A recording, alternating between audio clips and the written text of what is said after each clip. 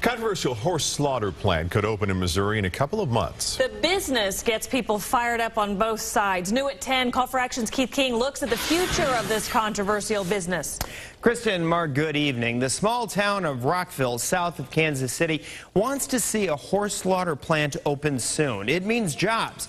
For this story, we traveled to another small town in southeast Missouri where you'll find wild horses roaming free and support for this controversial business coming from an unlikely source.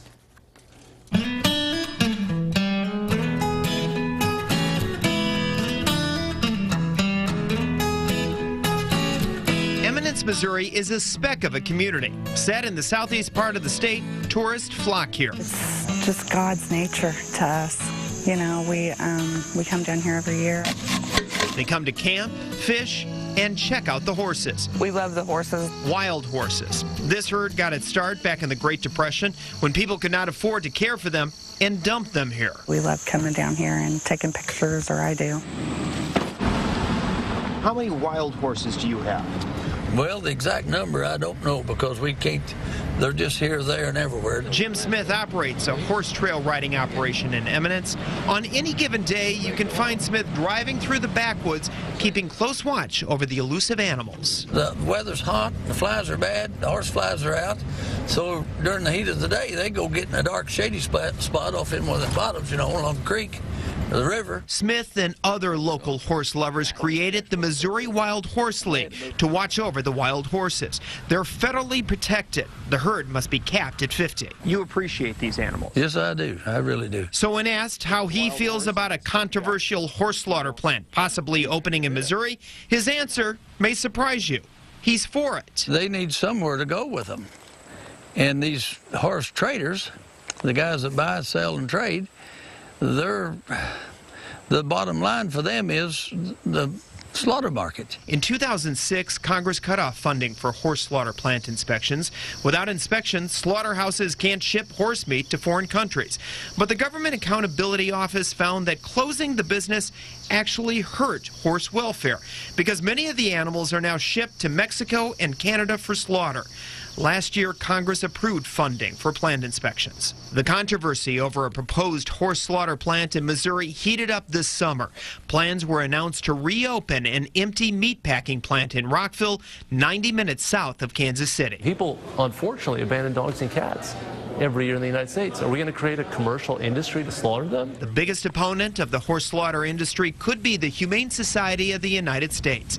President Wayne Pacelle, in a recent visit to Kansas City, talked about the controversial issue. The Humane Society wants to keep the horse slaughter plants from happening in the U.S.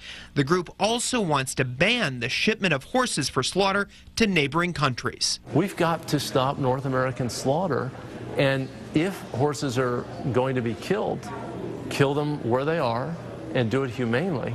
Don't create a big global horse industry that's sucking up perfectly healthy horses and subjecting them to inhumane treatment. You see the wild horses? But those who favor horse slaughter plants say they see a growing number of horses being neglected or abandoned by their owners, similar to the wild herds here back during the Depression. Jim Smith says this herd back here is made up of all wild horses.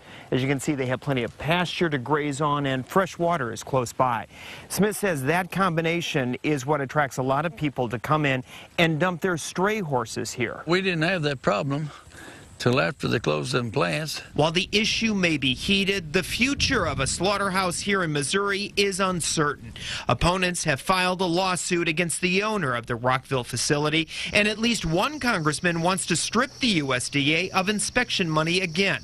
The Humane Society believes the answer is responsible owners caring for the animals and humanely euthanizing the ones that can no longer be cared for. At the end of the day, I think they're going to have a very difficult time finding an investor because of the uncertainty of this practice being tolerated in any community in America. A majestic animal left in the middle of a heated debate and an uncertain future.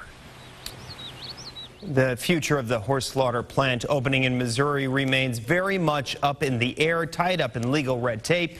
The plant owners had hoped to open by the end of the summer, and again tonight it remains very unclear if it will happen anytime soon. Sure, we won't hear the last of this for a while, but the drought, we were talking about the water they need to survive. Is that going to affect them? Absolutely.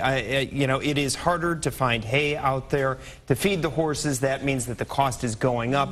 I spoke to a Kansas horse rescue group earlier today. They tell me that they receive calls daily from people who want to basically send their horses to that rescue group. Meanwhile, the calls to adopt horses continues to decline. So it's a problem that's only going to grow much greater.